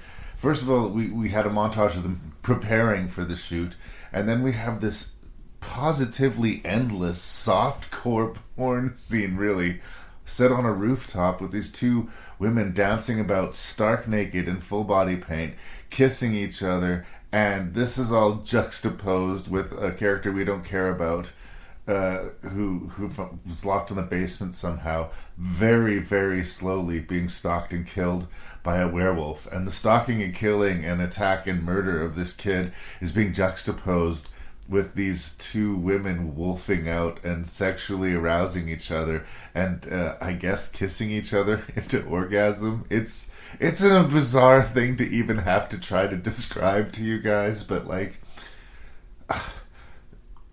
this whole sequence, I don't know, I should have put the clock on it. It just goes on and on and on, and it answers my question how this movie got distribution. It's just exploitive. It's a titty movie, and it's way better, I guess, at being a titty movie so far than it is at being a werewolf movie. Speaking of the werewolf, I guess there's a little bit of good news in that department. They're showing us some close-ups of the werewolf's feet and the werewolf's teeth and the werewolf's eyes, which is all working at least better for me than the fucking blurry, bad CGI. Oh, and there's this really irritating zip-panning 90s, even though it's in the 2000s thing that they're doing, where there's these weird transitions where the camera's jerking around and we're seeing weird blips of other scenes and like exteriors, and I don't know. It's an old... It felt like a fresh technique maybe 20 years ago, but now it's really dating movies of that time that was just overused. Man, this movie fucking sucks, you guys. I mean, werewolves, I get, like, you got the sort of bestial fury, the worst, deepest part of man's dark heart gets unleashed. And I get there being a sexual component about that. Maybe even the werewolf's goal in this is to mate with this young budding werewolf, and she doesn't get a say in it, so there's something aggressive about it. But maybe werewolves are, sexual creatures. Maybe there is that appetite to it. Maybe they want to play a little bit in the realm of Dracula. And within the context of the story, they can find ways to do their superfluous nudity. But this movie just will randomly cut to photographer taking picture of topless woman. Just for no reason. The plot stops for it repeatedly. And, maybe when I was 13 or 14, I would have said that was brilliant. But, like, it's really a hard watch, and it seems lost out of time. Like, do we need movies like this anymore? Is anybody just, like... If you're... I don't know. If you're looking for exploitation, or if you're looking for this level of two women making out and, like, orgasming, juxtaposed with werewolf violence for, like, 10 minutes... I mean, find your fetish porn and go there. This is weird. I'm slowly kind of warming to the actor who's playing the lead cop. I think he's getting a little bit less about the gruff, I'm too cool for schoolness, and at least trying to give us a performance here. I think maybe the problem is that he's in a bad movie, and he knows it. And guys, I can't believe I'm only 54 minutes in. Oh man, I really was going to wait till the end of the movie and not stop again. It's only an hour and 3 minutes and 48 seconds into the movie, but I just had to stop. I just had to stop. Like, I need somebody here almost to talk to with to deal with what I am seeing. I have to say, congratulations, Darkwolf. You officially have the worst transformation sequence I've ever seen. I mean, maybe in a cutscene from a video game from 1995, that computer transformation would pass muster. But I am embarrassed for everyone involved. I'm embarrassed for Kane Hodder, and I'm embarrassed for whoever they had obviously doing stunt butt work for him. I guess Hodder doesn't like to let it hang for the movies. I don't know, but he clearly had a stunt butt for his nude scenes in this movie. And the nonsensical and the lack of understanding of basic spatial awareness and blocking, once again, seems to be a problem with this movie. The werewolf shows up at the photographer's place and the makeup artist is mauled to death. The girls go down to the basement and to find the body of the other young man. When they come up, they tell the other photographer who was in his his black room to develop the photographs, the sexy photographs he'd been taking, what was going on, and they flee the building. They tell him about the body, and they take him down to the body. But they would have had to have gone past the battered and devoured corpse of the makeup artist without either noticing it or feeling it worthy of mention. Like, the internal logic of the movie, like the A to B, like, did somebody care? Obviously, I don't know. I mean, these questions might be their own answers.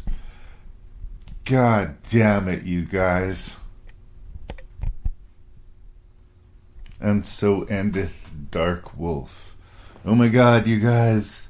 That was a long 94 minutes. Holy shit. Look, it's a different way to do a review, to actually sort of track my experience as I'm watching it.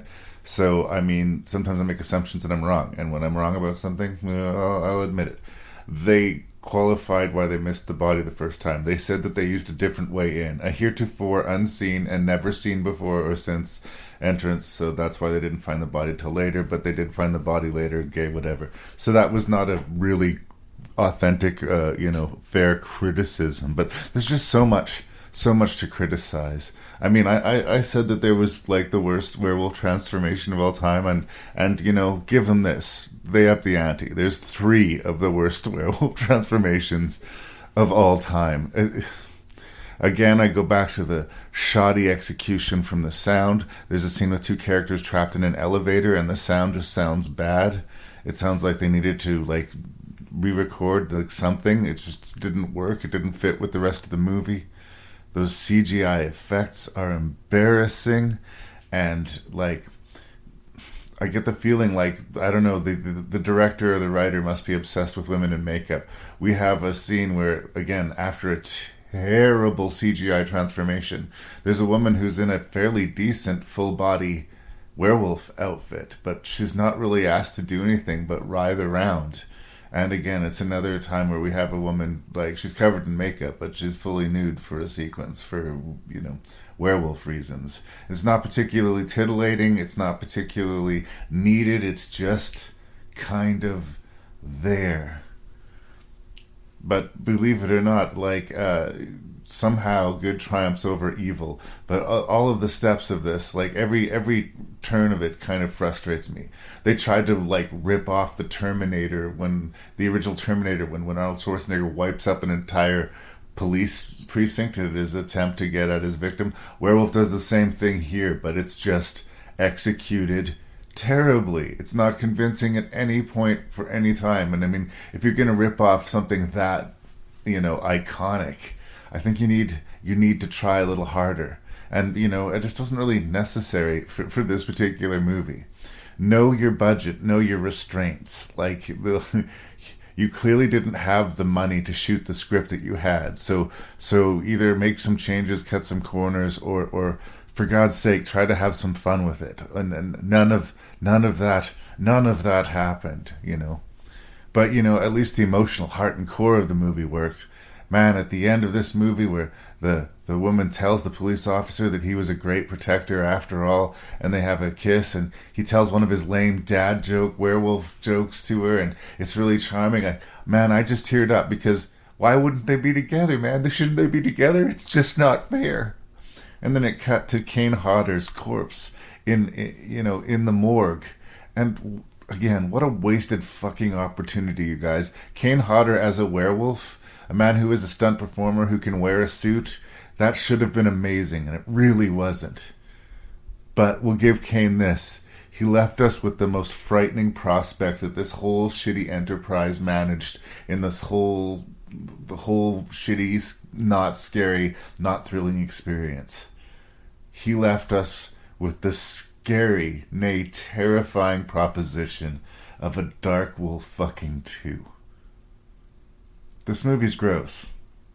This movie is like a movie that I'm ashamed to have on my shelf. This is a movie that you people can rightfully use to criticize the horror genre. This is a movie that besmirches the good name of Kane Hodder and Tippi Hedren. And again, I hope the 2 of those guys had fun behind the scenes. I hope somebody had fun behind the scenes. again, to get personal, there is an ocean of unseen, much loved, much toiled over independent films. I know because I made one of them. And they don't suck as bad as this movie sucks. But they're not getting seen because they don't have cameo performances from, well past their prime stars. And because, they're not wall-to-wall titty or wall-to-wall exploitation. Or they weren't made for no money in a back alley in Los Angeles somewhere by some guy who doesn't seem to care. He's always going to have a movie before this shitty movie, and he's always going to have a movie after this shitty movie. And they'll get distributed. So many people, want to be storytellers. And it's frustrating to see something this shoddy distributed by an actual serious film company. It kind of offends me. It offends me for being a bad werewolf movie, and it offends me on behalf of low-budget filmmakers everywhere. So, I don't know if it's coming across, but Darkwolf really hit a nerve, and not a good one. Not a good one. Maybe I've been in the bunker too long. Maybe it's just been too much. Maybe I'm taking it all out on this movie. But if that's the case, it was the right movie to take it out on. I like a werewolf movie. I will be very forgiving of a low-budget movie. I can laugh at and or with. I will try to enjoy your movie. This movie has left me with a bad taste in my mouth.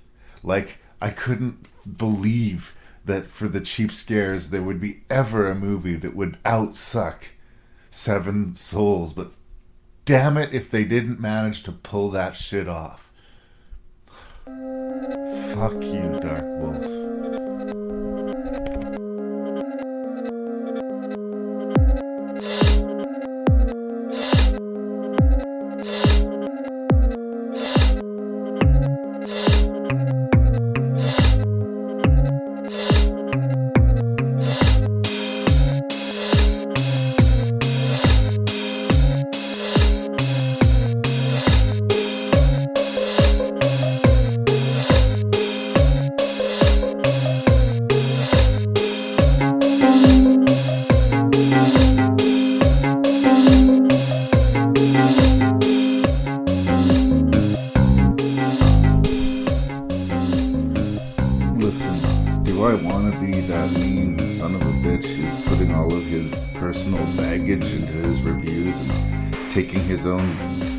And turning into venom that it spits out into the world. The very kind of vitriol that I really set out to avoid when I started this podcast. I just don't want to be about hate. I don't want to be negative. That's just not who I ever felt I wanted to be, and hopefully not the person that I am. So when I pick cheap thrills, I'm not the guy who's going to just blow raspberries at a low budget film. I want it to be good, or I want to be able to focus on what is good. I want to be cheering for everybody involved. I've been where a lot of these people were, just trying like hell to get a story told and get it out into the world, and it's a difficult thing to do. So I hate myself a little bit for how mean I have sounded and shall continue to sound about this rank. It was kind of a random selection. So, maybe I just got a bad bunch. Maybe it's part of the Bunker Project that I've just been watching so many movies I was deluged, and some of these hurt more than maybe they should, and maybe hit personally more than they should. But this was a tough rank, and the only good news about this list, I think, is that it was largely just subjected on myself. So thank you for bearing with me through all those reviews. I'm sorry about Clive. Clive might be a little bit inside baseball if you don't know local theater in Saskatoon, which I suppose there's no reason most of you should. He's a figure of my past. That's a shout out to all the OBDT kids that are still out there and still listening. Big love from myself and presumably Clive. I'm going to do my ranks here. We're going to do my least favorite of these 6 cheap thrills or cheap scares or however we're going to call it. Darkwolf takes the bottom spot, and congratulations for being the one that wasted the best of premise and maybe the best cast that we had here, at least as far as their execution, and just being a waste of time. Just being a waste of time. It's boring spank material, you know, and Tippi Hedren's in it, you know. Like what is going on? How is this a thing that is out in the world? It amazes me. And the only thing that amazes me more is that Seven Souls is going to somehow make it into 5th place, because that was a hard sit. That was a hard sit. It was obvious and it was amateur. But despite of that, I'm going to say of all of the movies that I'm talking crap about on this list, I would say to the production people within it, you know, keep trying. You know, you don't have to quit. You don't have to stop being filmmakers because of this. You know, nobody's perfect. Sometimes you just need to get there. But I could not recommend that anybody see this movie. And honestly, is this what we can expect from Val Kilmer? I mean, the man who starred in the remake of Island of Dr. Moreau. In 4th place, Two-Headed Shark Attack. And by ranking 4th, it surely must be one of the most lauded asylum productions of all time. I mean, I can't stop you from watching Two-Headed Shark Attack. If you're a sucker for cheap B-shark movies, you're going to watch it, and that's on you. I guess it's the most is what it is of all of these movies. It's bad, it knows it's bad, and the viewers know it's bad before they press play. I don't think it's worth their time, but like I said, it's what can I do? What can I do? It exists. I can't do anything about it. In 3rd place, somehow, The Plague. And this is interesting because it has the most exciting and interesting premise of all of these movies by far, and it is the most boring and dumb feeling of all of that. It's bland. It's James Vander Bland. But it's not as bad, like horrible as, like, I guess hard to watch as it is just kind of boring and bland. So it's neither horrible or bad, but I couldn't call it good. And yet in this bunch, here we have it somewhere, somehow making it to number 3.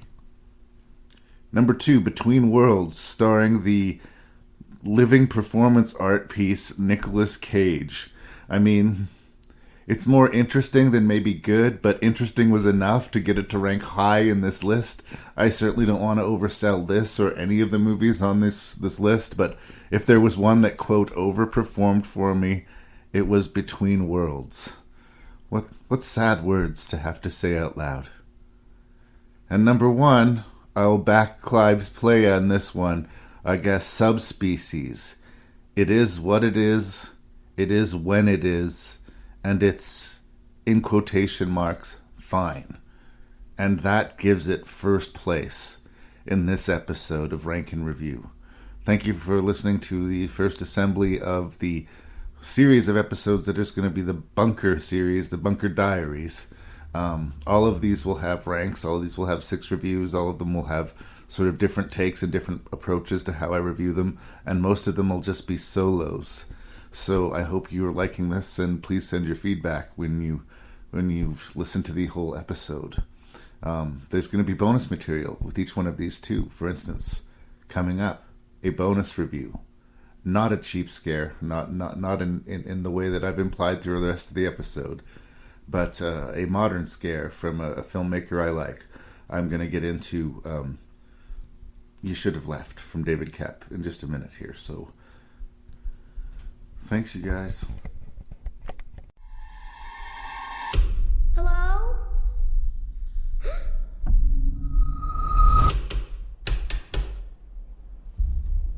Are you okay?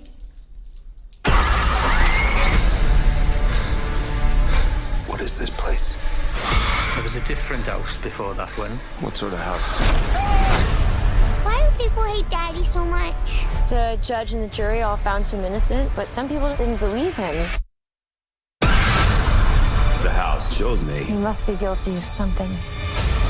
People have always stayed in that house. Ella! Some don't leave. Wake up! It's a dream! The right ones usually find the place. it's the other way round. The place finds them.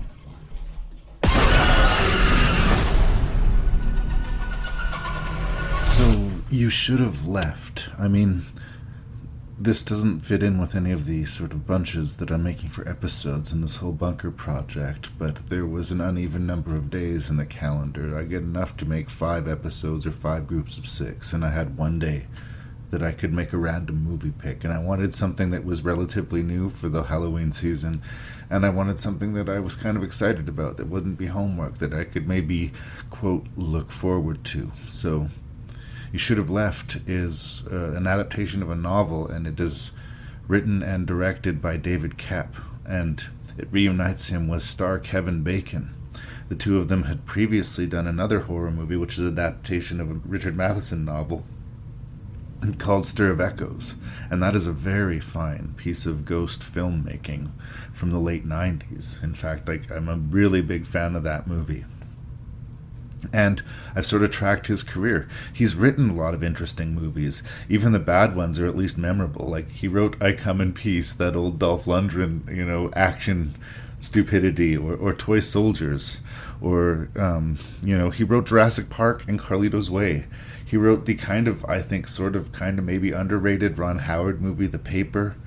And I've really liked following his directing career. I mean, The Trigger Effect is not a well-remembered thriller, it wasn't badly remembered, it's just maybe not a remembered thriller, but for me it exploited, a weakness in my own personality that I recognize about how I would not be able to well handle certain situations, certain disaster situations I would not do well in. It really had an effect on me, and it stayed with me. Like I said, loved Stir of Echoes. And then there was that Secret Window Stephen King adaptation, and it was one of those cases that I worried that maybe I had too much expectation, and I actually enjoyed it more upon revisiting it than I did when I initially watched it. And he's made other movies too, interesting experiments like Ghost World with Ricky Gervais, and that biking thriller, Premium Rush, and apparently Mordecai was not a good watch. I have not seen Mordecai, but he keeps things interesting. But this return to, the horror genre with Kevin Bacon, it got me excited, and maybe that's the problem. I feel like it could be a repeat of my Secret Window sort of thing, where I could revisit it and maybe get more out of it. Maybe my expectation for the film was the thing that I needed to overcome.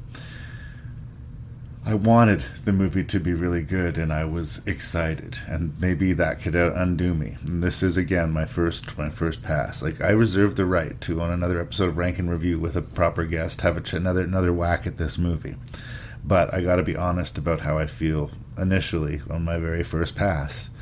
And, it goes back to that sort of teenage parent relationship where you can deal with your parents being mad, you can handle that, but the thing that really sucks is this one. I'm not mad. I'm just disappointed. There's enough in the movie that works, that you can see the really good movie that's haunting this, that's underneath there, and that in a way makes it maybe more frustrating, or it did on this first viewing, more frustrating than I wanted it to be. And let's talk about Kevin Bacon. Kevin Bacon has been a face that has been in movies as long as I've been watching them. I'm just familiar with that guy, but he has sort of had a career resurgence, and he's, started his career, memorably with Friday the 13th, but mainly with comedies, or, movies that have sort of appealed to a wide sort of young audience, like The Footloose and, Animal House, and he just sort of became this mainstay recognizable face. And as he got older, he sort of got reinvented, and he did all these darker movies, these thrillers, The Darkness, or playing the villain in that Super movie with Rainn Wilson, and he'll play bad guys in movies like R.I.P.D. Not all of them are great movies, but he's usually good in them. And I kind of like the new sort of skeevy, twitchy bad guy, Kevin Bacon, He's still, you can't help but be, that recognizable Kevin Bacon fellow, but, he comes through for me in this movie. And interesting sequences and ideas about this strange house in Wales where these people end up staying. When he realizes that the measurements don't work out from the outside of the house to the inside, that somehow it's bigger on the inside. It's got this Doctor Who thing. Amanda Seyfried, very, very talented, very, very beautiful Canadian actress. We want to support that. And the movie touches on themes of sort of the trust and of, new relationships and getting to know each other and fidelity and, recognizing yourself, your own faults, and who you are, and maybe even toys with the idea. I don't want to give away the whole meal right away, but if it's possible that one can in some way haunt themselves, not in a split personality way, but in a sort of a grim supernatural fate kind of way.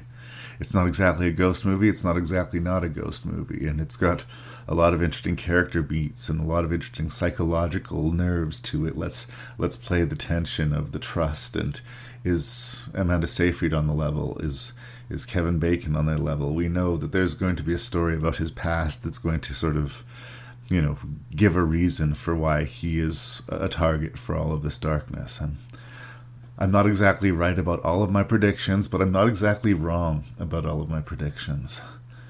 But it's a kind of movie that I've been bumping into more and more, and maybe it's just a factor of watching so many of them.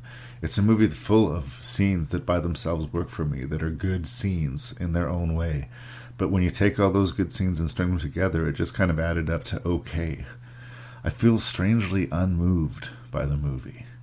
And again, is it me? Am I the problem? Is it expectation? Did I do something wrong? I'm still a believer in David Koepp. I still think that he's an interesting director and a fairly solid screenplay writer. We can't say everything he touched is gold, but I have a lot of respect for the man, and I like what this movie again wants to be. I keep finding myself repeating myself, but it's true. There's the movie that I expected, and there's the movie I got. So it's a hard one to sort of get my head around. Enough of it works that I feel like I should be happier than I am right now. Maybe this whole experiment is getting to me. Maybe this was all a bad idea, but maybe I should have left this movie for another time. But if I'm honest, my first time pass, to be real, was I super excited about You Should Have Left by David Koepp? No, I wasn't. But I will keep it around. I will give it another day in court. I have so much respect for everybody involved, and maybe it's me. Maybe it's me. Maybe I'm doubting myself at this point. Man, do I need someone to talk to.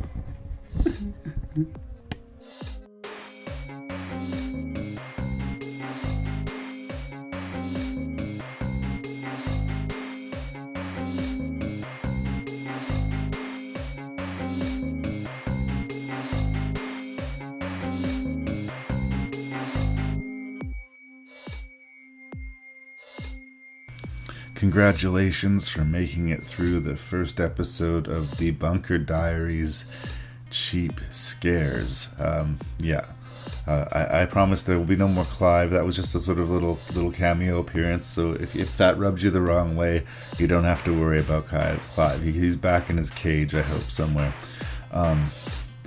There are going to be more Bunker episodes, and I'm going to try and spice them up. Like I said, reviews where you'll get sort of feedback from me as I'm watching the movie, and sort of surprise guests, and a little more overtly comical, sort of playing with my format a little bit. I hope you guys are okay with it, and I hope you let me know what you thought of it by writing me at ranknreview@gmail.com. That's ranknreview@gmail.com. Thank you so much. You can always find the show at ranknreview.ca. And please listen and support two other friendly podcasts that are friendly to my show, those being the Shelf Shedding Movie Show, the Terror Table, Cobwebs, a Gothic horror podcast, Welcome to Riverdale, and a lifetime of Hallmark. A lot of good things to put in your ears. Thank you for your ears. Thank you for supporting Rank and Review. I am, as always, your host and random Canadian, Larry Parsons, not in the bunker anymore. Just here to tell you thank you so much for listening. We shall do more.